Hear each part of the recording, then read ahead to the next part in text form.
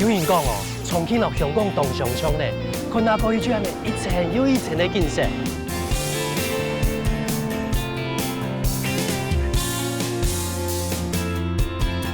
也竟然重庆没有动态的进步，你看，一高甜甜的太阳全部就起来咧。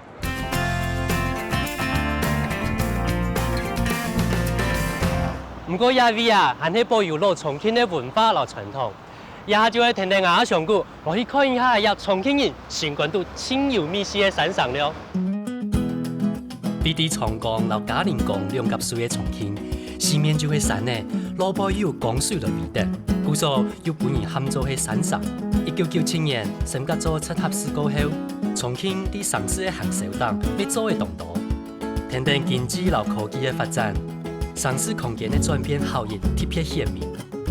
本一隻現代又充滿古韻嘅城市，散發濃流行嘅氣息。今本日拜訪嘅文獻哥，啲呀落當認識人嘅呢，伊講哦，我認識重慶就係啲朝天門來講起。你看你啊哈，兩隻線呢哈，嘿，兩隻線，剛好往往嘅就係長江，那條嘉陵江嘅水，這片就係嘉陵江強水嘞，所以說這邊是按照兩江匯合的地方，交匯處啊，對對，這按你交匯按你去那邊哦。你看會按其實下去都雙匯嘞，只雙匯出口嘞，專門按照朝天門呢，本想古時候嘅皇帝啊，要頒發聖旨嘅時節了。所有官員呢，全部都了為接聖旨，就聖旨從亞的上岸，對，從上過來，這個頒布聖旨。朝天門呢是這樣的形，這個廟地名是這樣來起的。cái朝天門也拆鐵的哈，個門呢排列為拆鐵的。亞威本來是最大一個市集的一個地方，就是說買賣啦，愛出口啦，愛旅行啦，全部都亞威出去。你看消費進來進冇咧，重慶那邊國際大都市嘞，所以講你要出去嗰些朝天門只有這個咩啊三峽旅遊嘅引客，就壓存到旅遊嘅引客，全部旅遊碼頭，所有嘅貨物啊哈，貨物全部都配搭喺港口上嚟。係啦，因為城市發展越來越大咧哈，跟人越來越多，貨面越來越多，就要開始分流啊。對。比地兩江夾水嘅朝天門，係清早開始時節嘅講後。這樣時，重慶嘅繁榮老火光景，留一隻河壩順嘅大門，又分唔開嘅關係。到一下，朝天門還係公園嘅碼頭，順風新起嘅朝天門廣場就變咗觀光嘅景點。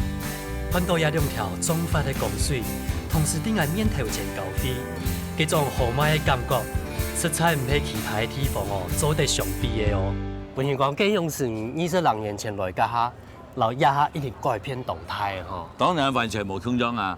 我來的時候20多年前，89年都要簽咗，1990年，1990年開始生產。我係台商都重慶生產型企業第一家，製造業第一家，製造業第一家。嗰陣時來到重慶嘅時節。簡直是就是那大農村啊！跟你形容一下不想嘅時節啊，整個重慶市哈，只有3部這個出租車而已，只有3部出租車，3部自行車。所以說那時候你就可以感受得到重慶在90年的時候，是什麼時候？就是一個大農村的形狀，現在完全就是一個國際觀光、國際大都市。你看個太陽全部就按你起起來哈，這種中國頭其他的進步會用跳躍式的呢，咁以前都靠某天發，現在就變到用手機耶，都一下呢，高樓大廈那種金融中心全部就按你起起來。這種時來到亞威，你的心境有冇個改變冇呀？其實台灣佬睇到非常冇重要嘅，給台灣。地方下細，大家就島國的心態，睇到個地方下大，所以講佢看法、佢做法全部冇重要。其實睇到它本來就是做這個一個競爭，就是一個鬥爭的一個環境裡面，讓你用鬥爭的環境讓你成長。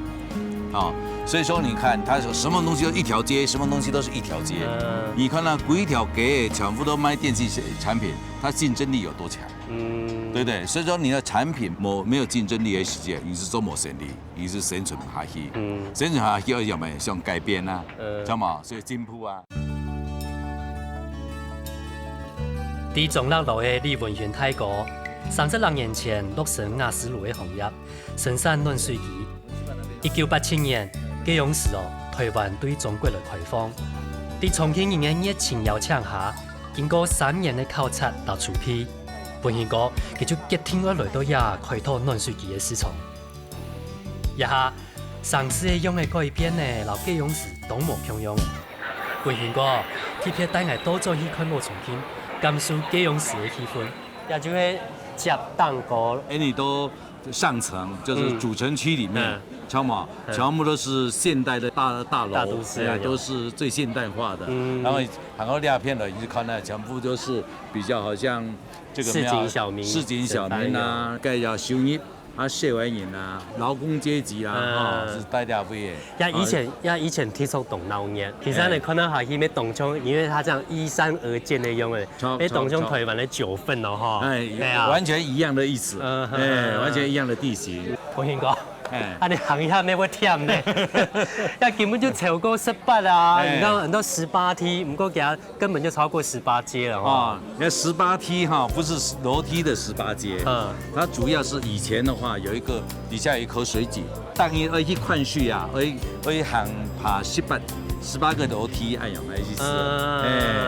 过时候江就变到你刚刚讲的，好像有分成上层跟下层重庆人生活的样貌。你看，对吧？你都18台就係老山檔鬧熱的松葉旗，老山塔路上梯落連起來，一條全部就係適當的鋪的路街路，再嚟講係一條典型的重慶式路街。西壇範的現賣上，路兒的講法上。高雄變做係一種神法質樸嘅花景。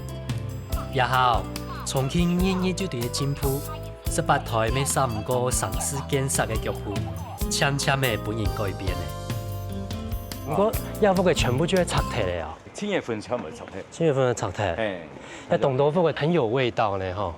然後真見棟大手。發展，慢慢地就。虽然係文化留下來的東西，不過在不得已的之下，也要做一個拆遷的一個工作。就一個都市發展的過程，一定會遇到安樣的問題所以保留文化產業，還是要經濟的發展。這個有時候兩方面是很難取捨。一定有辦法用中就做得保留下來，就真的可以保留文化，面做得有經濟發展。哎呀，會跳嘛？很做得，衡量班做唔得咧。其實啊，可能到地的那個鍋盔啊，鍋盔嗎？這叫鍋盔是嗎？燒餅，鍋盔燒餅嘛，這有分口味嗎？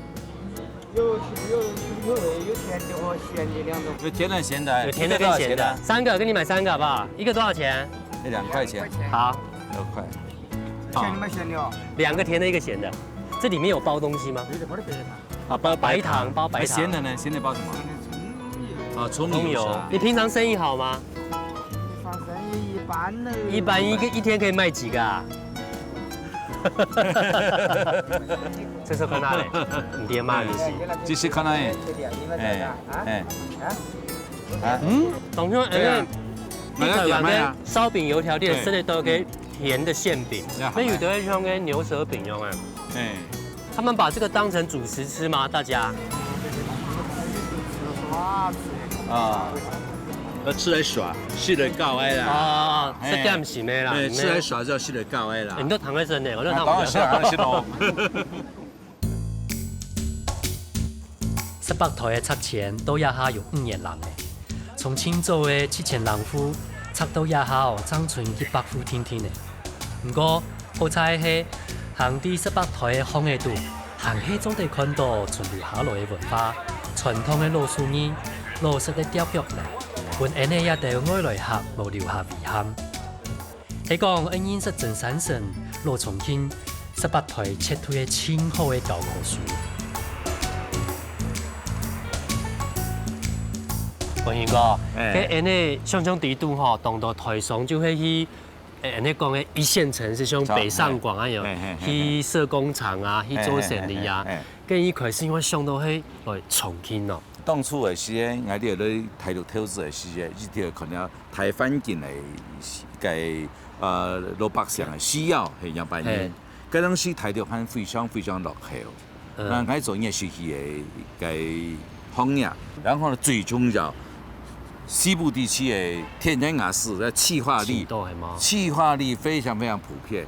1989年的民國78年的時間，那邊的老百姓用天然瓦斯差不多有73%。哦，很多哦。就說100戶人有73戶人屋下是有天然瓦斯，所以講呢，地點人口多，人口集中，地點嘅天然資源好，所以講考慮到咧是對的。商機較大重慶的發展。也可以做下熱水器凍多種呢吼，因為做到按多種咯。而家也做嘅熱水器啊、抽人機啊，哈，比台灣還那強，還那時。真嘅呢。呢邊的人哈，比較追求新潮。台灣的朋友來看到哈，都愛不釋手的，要怎麼樣帶回去？給吉亞地亞做生意後，他們的發展按降哈，它不是像台灣的漸進式的發展。跟引用地亞就是在這邊設廠啊、經營公司啊，會多多用板引的台嘅問題嘛。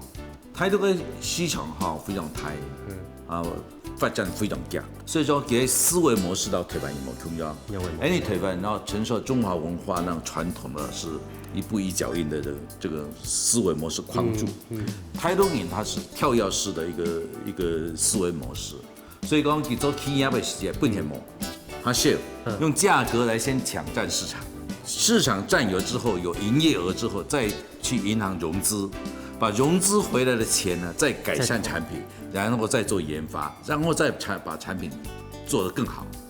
它是完全和我們顛覆我們的思維，倒過來做，你台灣來。青島企業來到台獨嘅時間，水土不服，研究係有嘅講，水土用台灣嘅思維模式來做嘛，沒有抓到這個訣竅。你下做嘛做，冇去做，冇見人睇啊。人家先把它做好，可能太慢呢，人家可能就先進來了，先把名氣都先弄起來。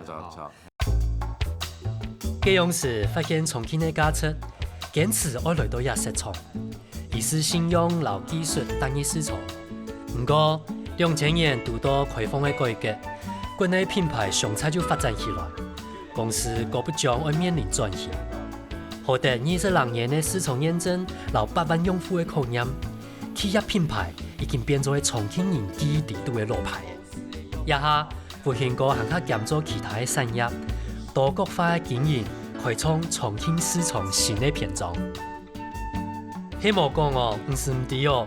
原來重慶唔單止係山上，咪係一個歷史長久嘅溫泉之都。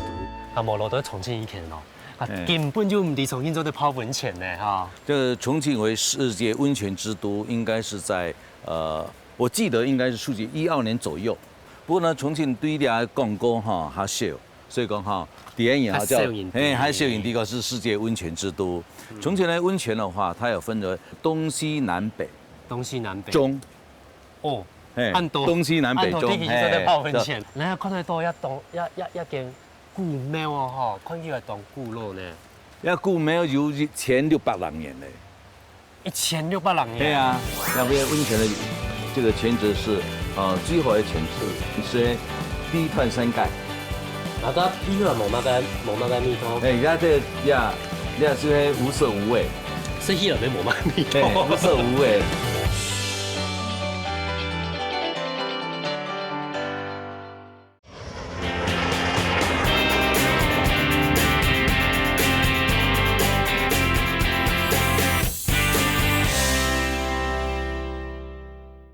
一古廟有1600年嘞，1600年。對啊，南北朝的時節，然後呢就開始人家都來設溫泉，這有歷史考證的。其他所在吼，1600年，一聽懂到，唔知係咪個文人雅士啊，也古人啊，也泡過吼。哦，當然有啊，因為也吼最有名嘅台灣人，他熟識嘅人，馬山啲嘛。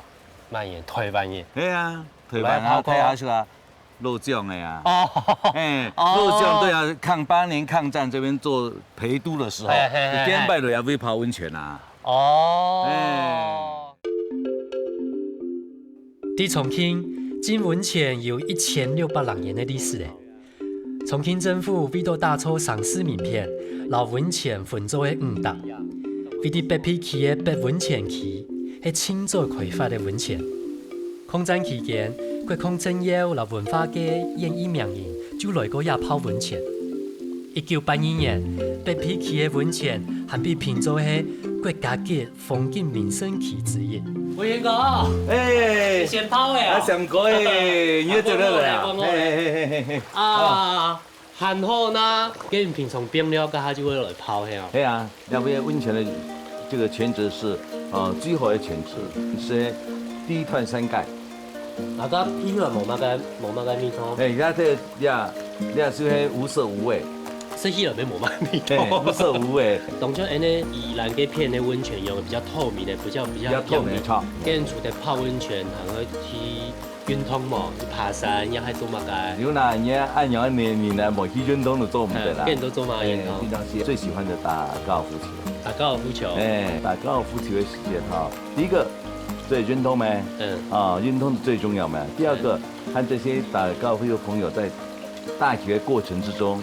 哎，你可以感受得到，或者是能夠體會得到他對方的性格。比如說在推桿的話，哎，有些人推的很短沒有推進去，有人就會發脾氣，甩桿子啦，咁樣的嘛。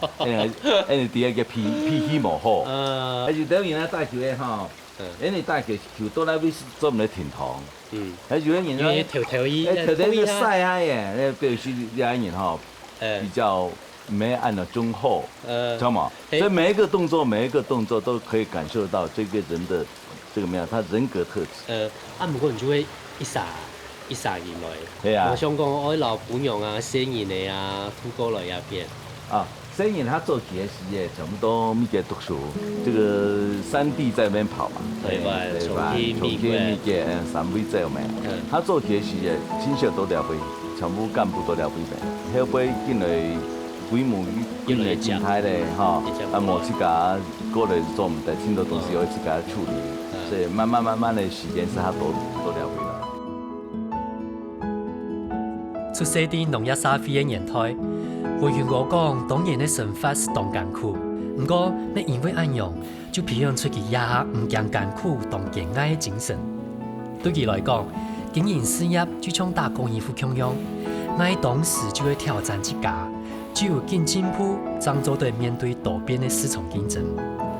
喺商場打拼多年的文員哥，也下面開啟另外一隻動態嘅職業。一像啊，按無限啊，有7家公司去管理，又會做台上嘅會長，跟又想講嘅廿7家嘅公司，慢慢的傳本下一代有冇？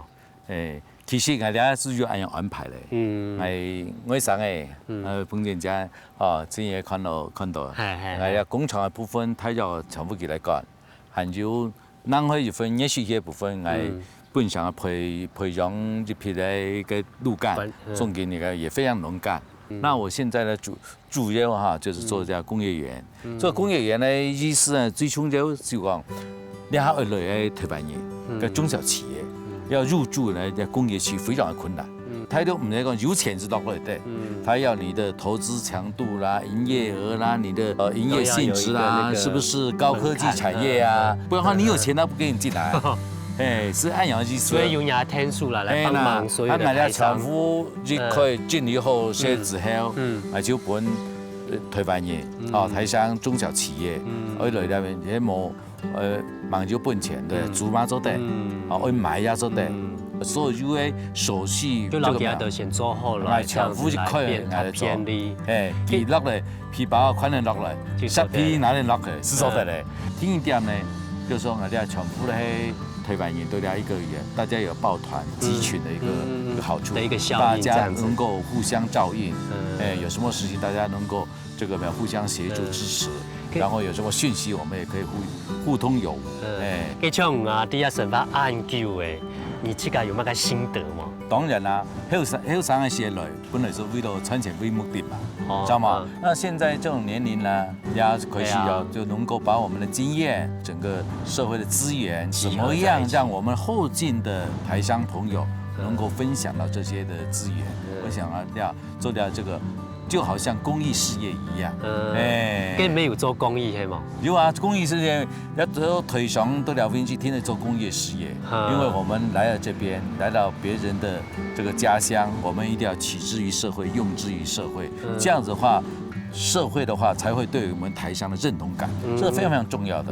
我们当年我们就做这个社会公益活动。我看你真有懂多事情会做呢，哦，按斗是让你越做越起劲，应该是。对啦，看到别人就是说在这里也可以发展得很好，对，就会懂欢喜。看到这些乡亲来这边，我们协助他能够发展，这个企业能够慢慢壮大，我们看得也很高兴啊。伫文献国的城乡，也看到比一般人还较强的企图心，用自我挑战来伴自家成长。清早来到亚威的目的係為到賺錢，不過佢也層層地了解到人生成功的標準，絕對唔會看人幾多錢來講嘅。一下，佢又重新變到兩岸的交流，用將下降掉理埋嘅精神，讓下家都有理想嘅人要做得有地位。文獻哥用自家嘅生活哲學，變做嘅嘗試發展嘅見證人，留參與嘅人。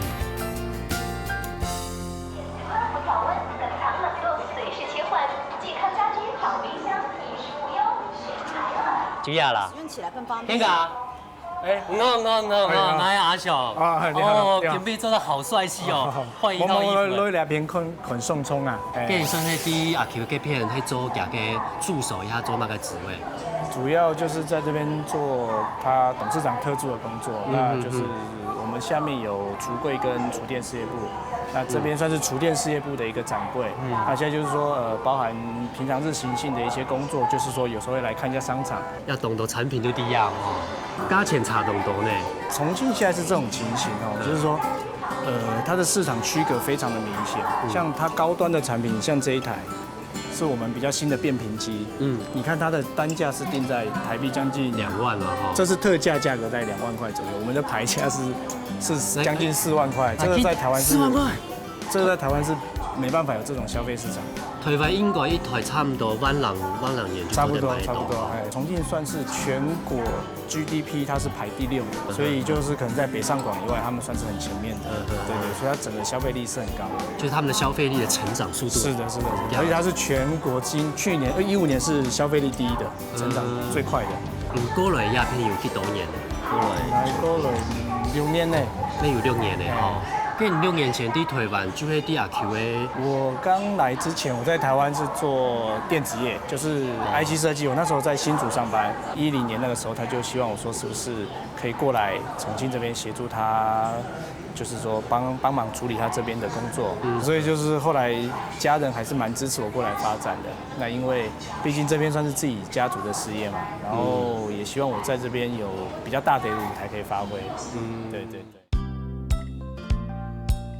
因為加速事業，我有人想象，本年當做天子人嘅彭天家，上嘅優上過後，決定來到重慶發展事業嘅天意村。阿家講，來到重慶短6年嘅時間，本佢看到爆炸性嘅消費成長。以前消費市場全部就啲1線嘅城市，一下2、3線嘅城市嘅人，要開始對美好嘅生活有期待，消費市場要見提升嘅。亞威就喺全重慶青島嘅地方誒，應該講到觀音橋。對，你看嘛，現在這個屏幕，現在是重慶跟西南區最大的一個屏幕。這個你來的時候就已經是，就是這裡就已經是發展成這樣嗎？還是這個區是新起來的？我來的時候，這個區發展的沒有這麼好，但是也算是一個熱門的商業區。像這邊的話，那時候喝咖啡不是很盛行。早期這邊的話，重慶這邊喝咖啡的人很少。就說喝咖啡可能好一點，就是在星巴克。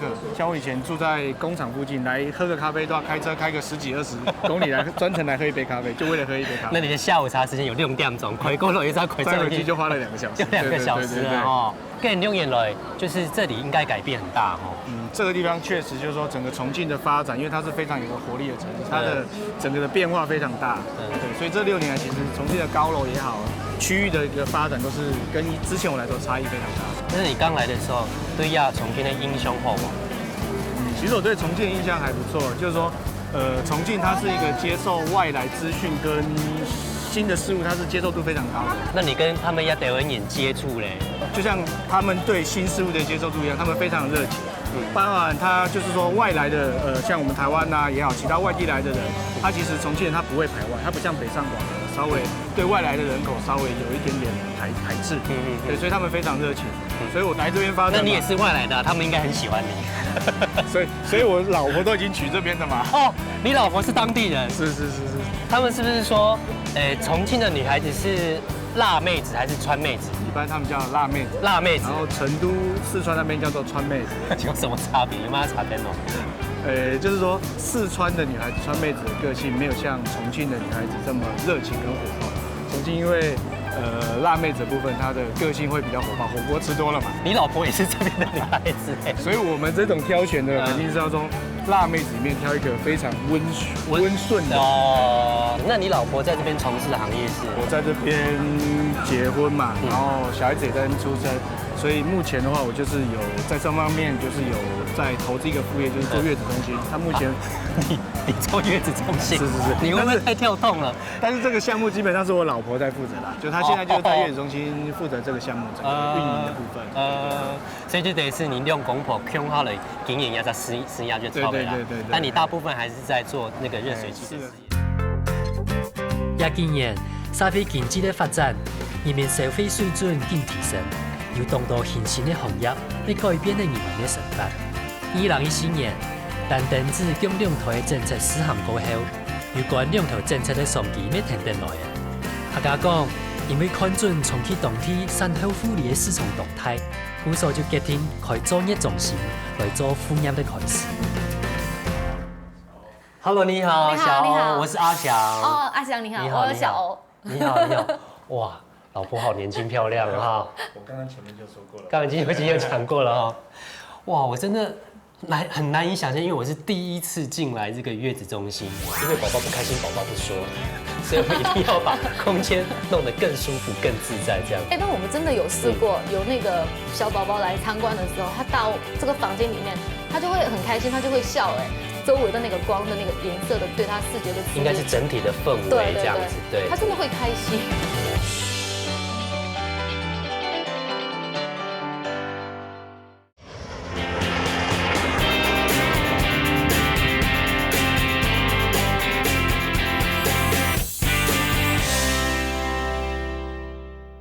哇，我真的很难以想象，因为我是第一次进来这个月子中心，真的没想到这个月子中心现在好像是饭店一样这样子哎。在台湾你都没去过吗？我没有去过月子中心哦。一开始因为相公会来做月子中心呢，就是为什么一开始会想说要来做这个月子中心？那个时候可能是因为我怀孕，然后我要生宝宝嘛，那我们就回台湾。回到台湾去的时候，已经预约不到了。我其实也不想跟我老公分开，我就跟他说，我还是想要回重庆来生。那我们就在重庆来找。那我们也去找了当时的重庆，几乎我都去跑遍了重庆有的。那个时候数量很少，没有几间。那我们就决定，那好吧，算了，那我们就在家里住。那在家里做完月子的期间嘛，我老公因为他也看到我从怀孕到生产，然后他可能比较心疼我啦，他也了解到妈妈的不容易，所以等于是大家都还没有说要产妇就是生产完之后要住进月子中心这样的观念，这个概念完全没有。那等于是这几年才起来吗？还是说？准确说这2年非常的快，而且特别是我们现在开放2胎嘛，那2胎的话，那第一他当过妈妈嘛，第一次对，生过第一个宝宝，他就知道辛苦了，那就知道跟家里的矛盾，然后其实现在2胎妈妈选择月子中心的比例会比1胎妈妈更高，因为她也第一次有经验，想说哇我累过了，我不要再这么累了这样子，对，就是慢慢的看到台湾的做法，也慢慢把台湾的做法有把台湾的做法引进来吗？还是？当然，月子中心这个概念的话。据我所知，其实就是从台湾兴起的。在台湾的话，现在也是做得非常的完善，非常的专业了。那另外的话，我觉得我们跟台湾现在的区别就是，可能这么说吧，我们这边的月子中心更多元化、人性化，选择更多。因为台湾的话，可能就是它真的非常的注重那个宝宝的感控。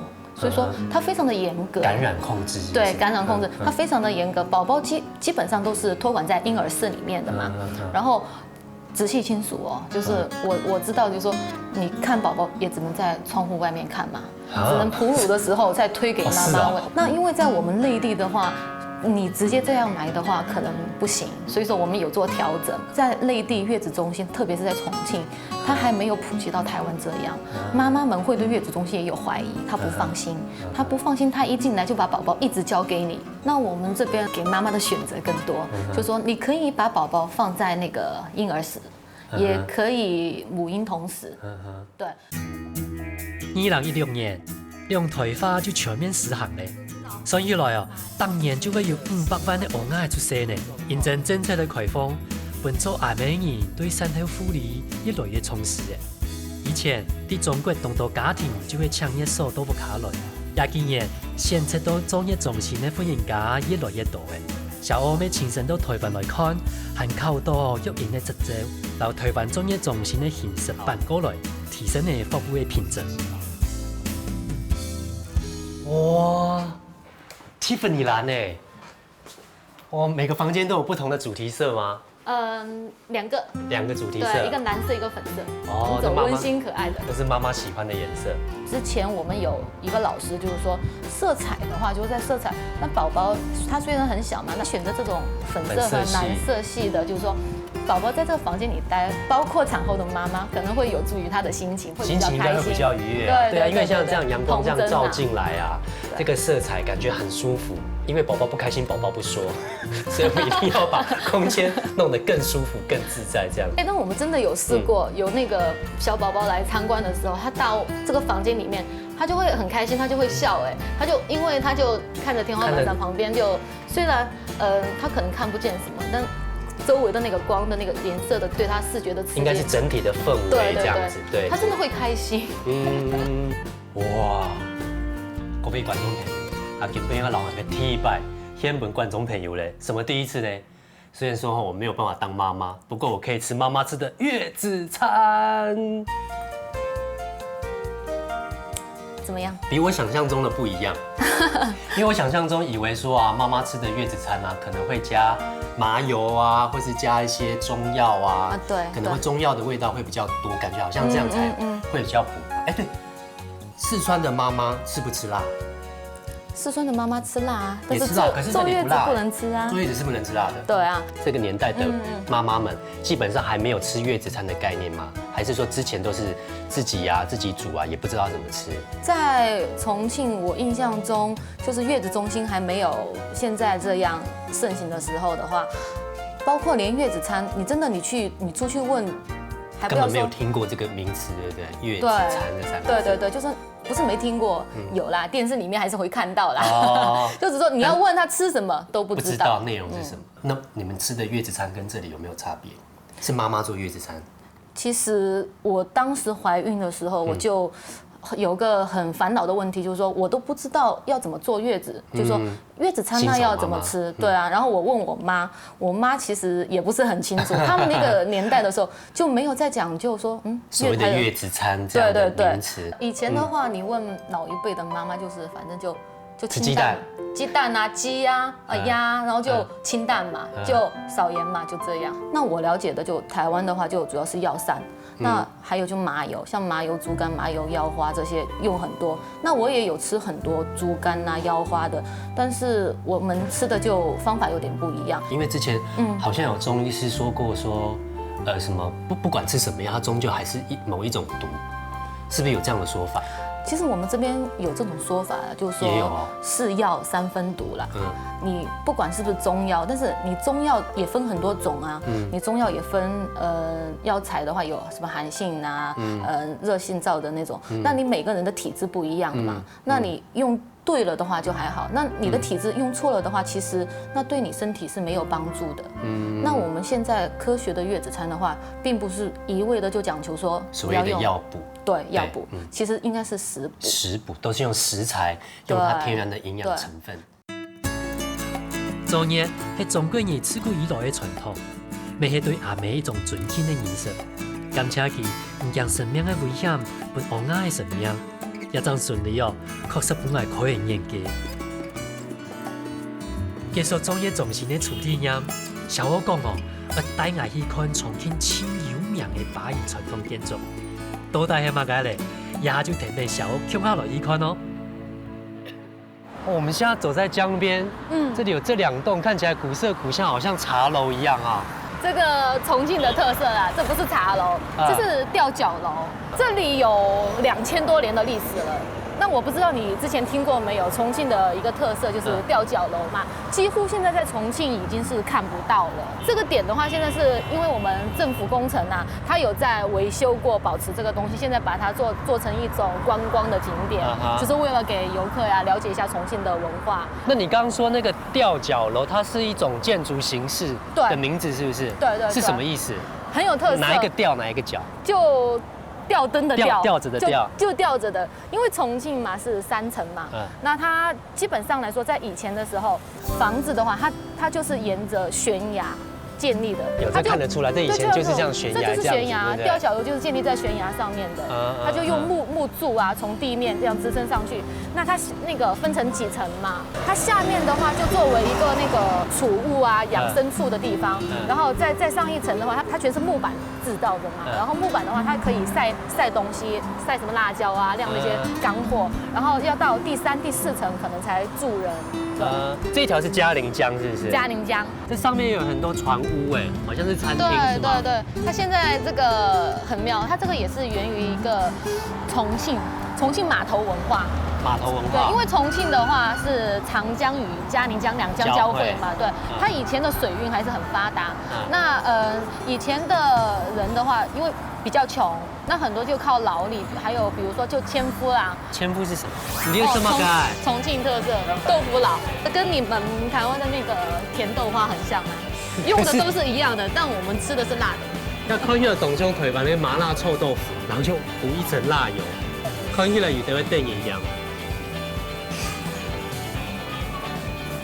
好特别的口感哦。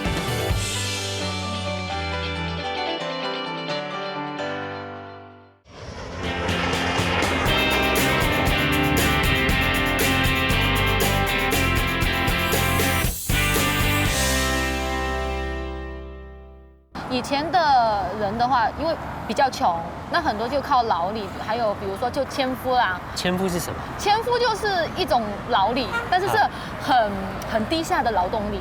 他就是在岸边，就是悬崖拉着船、拖着船走的。在岸边拉着船走。对，拖船走的那种。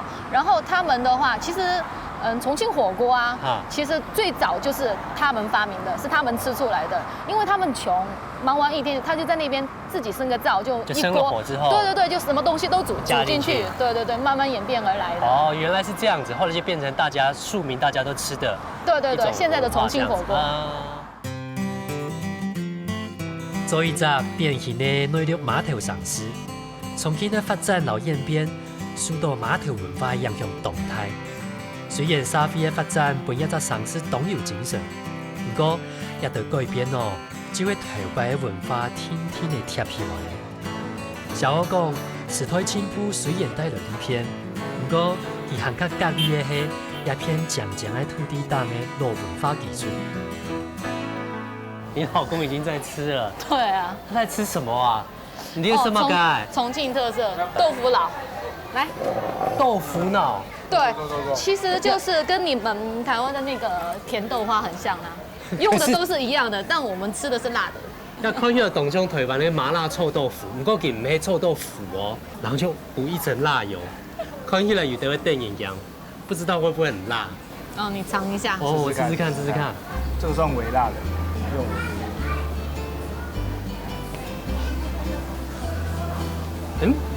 很香，很香。好特别的口感哦，感觉应该是甜的，可是吃进去却是麻麻辣辣的味道。对，台湾吃不到的口味的。这个没有很辣哎。对啊，因为有微微辣的。哦，有特别帮你特地为我调制的微辣。那这个旁边这一碗看起来像 QQ 的，这是什么？这个是油醪糟汤圆。油醪糟汤圆。对。油醪糟是什么？油醪糟，其实台湾的米酒啦。然后他们家这个比较特别，它也是猪油炒的。普通的话就是醪糟的话，我们坐月子的时候也可以吃到的。这看起来像我们台湾吃的烧仙草一样，烧仙草黑黑的，然后里面有汤圆。来来试试看，吃起来有点像酒酿汤圆。对啊，因为它醪糟就是米酒那样。就是米酒有点红曲。哦，就像红曲那样子。难怪你刚刚说怀孕的时候要吃，对啊。对，就是要吃它那个红曲像酒酿一样的东西，可以补身体的意思。哎，那这样你刚来的时候吃到这个习不习惯？台湾都吃甜的嘛，但是现在来这边久了之后，因为你甜的其实基本上在重庆你是买不到的，所以现在我慢慢吃这也习惯了。大多都是吃咸的、辣的这样咸的也是。辣的。现在回台湾大家都说口味越来越重，口味也越来越重了哈。回台湾觉得台湾的口味稍微淡了点。就觉得回去吃好像没有辣也不行了。现在我们这样回去常常都会自己带一些辣椒酱，不管是吃面啊、吃水饺啊，都要配一点东西。自己自备拿出来自己偷加。清早来到一只完全生熟的素菜，经过研究时间的了解和适应，也将爱国的文化的差异和语言的适应起，天天的每个关的一位的神法铺条。伊讲，我用心去看，沉溺了 TV， 就做得感受一只城市的美好。可能啊，也就会离开家乡的人哦，一定我以为条件啊。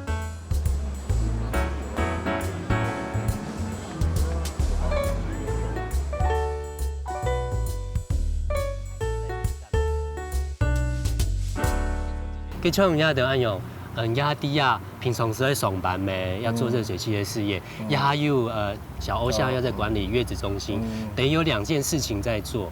那像你刚来的时候，应该没有想象过去改省饭会这样子，对不对？其实我当初从台湾过来的时候，我自己有大概设定个3年还是5年的一个目标，就是因为我觉得台湾人过来这边发展，因为两岸还是有一点点文化跟习惯上的差异。这边所谓的叫接地气，就是说你要不管是饮食也好，生活也好，你的习惯也好，你必须跟你台湾的习惯有所改变，就是说你要跟这边人接触，你的习惯必须改变，所以3年必须要最少3年内你要熟悉环境，5年后你就要想办法去把这边的事业做得更好，更发展自己的事业，甚至说你有机会可以找到好的项目，可以投资自己属于自己的事业。他就说，所以刚好有这个机会，我也算是说把这个任务算是完成了，我自己的想法，短期的目标的想法完成了。胆枪完成了，而且你地气接得很好，因为你那个娶了一个辣妹子的呀。那你像认识阿佳有几年了？12年。12年，那也认识4年啦。那你这4年来应该有看到他很大的变化吧？最困难的时候就是才到重庆来那1-2年嘛，人生地不熟，那个时候真的是也没什么朋友，然后过得蛮惨的。然后每天下班完以后他就是住在那个工厂的宿舍里面，然后也没人跟他说话，就回家可能吃个泡面就在那边看电视，因为他工厂那边也比较偏离市区，对。那后来也就是他慢慢的他说从搬到市区来住以后，然后慢慢的开始交朋友，对，才有一点所谓的社交生活。那这样子你相处起来，你觉得跟他相处起来，他的个性怎么样？我就是当时就觉得挺台湾的个性的。怎么说？因为我们台湾人不知道别人怎么样看。真的吗？对。那我们的观念里面，我们会觉得，首先台湾人最大的一个特点就是，我觉得性格蛮温和的。对，就脾性这些，我觉得很好。因为我自己其实不算典型的重庆妹子，典型的重庆妹子就比较辣。我之前有介绍到嘛，就性格比较火爆，对，比较直爽啊，然后比较疯啊那种。有话直说这样。对。然后我本身也比较温和，所以我一直就觉得我想找一个跟我性情也差不多的，所以说当时才接触到他，觉得这个人性格不错。他现在话也比较多了嘛，又比较不腼腆。没有。所以在家里的。都是我说话的，还是越来越依赖你？有依赖我吗？应该越来越依赖你肯定啊，当然依赖你。反正我是觉得我蛮依赖他的。2个人互相依赖。对了。其实你现在还算满意这个省饭了还算是满意吗？还是满意这边生活。对。那有没有想过，就是说，当你都完成了要全部你向的底对的给发底对的事情全部去做到你想讲未来还是有可能会举家回到台湾生活吗？我觉得应该是这样说，因为现在算是事业刚起步的部分嘛。如果能够按照我们的计划跟我们的想法完成的情况下，事业上面我可能就会比较放下心来。那过生活部分，因为其实现在重庆也好，台湾也好，其实在我的认知里面都算是我的家了。但是我内心里面其实还是希望说，可能年纪大一点，我想要回台湾过，大部分时间在台湾过生活，可能少部分时间在重庆过生活。那这是我自己的想法。哎呀，你们也不用了，有没有问小欧？嫁鸡随鸡嘛。嫁鸡随鸡，好答案，好答案。其实说真的，我还是蛮喜欢台湾的，因为去过这么多次嘛，然后在那边也有生活，我觉得我也能适应台湾的生活，所以说这个最后可能还是看老公啦，应该是没有什么多大的问题的。係另外一種嘅快樂，係啲生活嘅單純來嘅。阿家講，係啲重慶一2年咯，未係改變佢人生軌跡嘅里程。而下身邊有多係家人嘅做伴，創業嘅夢想未一步一步實現嘅。本期行家曉得珍惜一下有嘅幸福，也經歷短短嘅相處，未本來感受到阿家一家人嘅熱忱。未祝福，佢對於行較美好嘅幸福人生咯。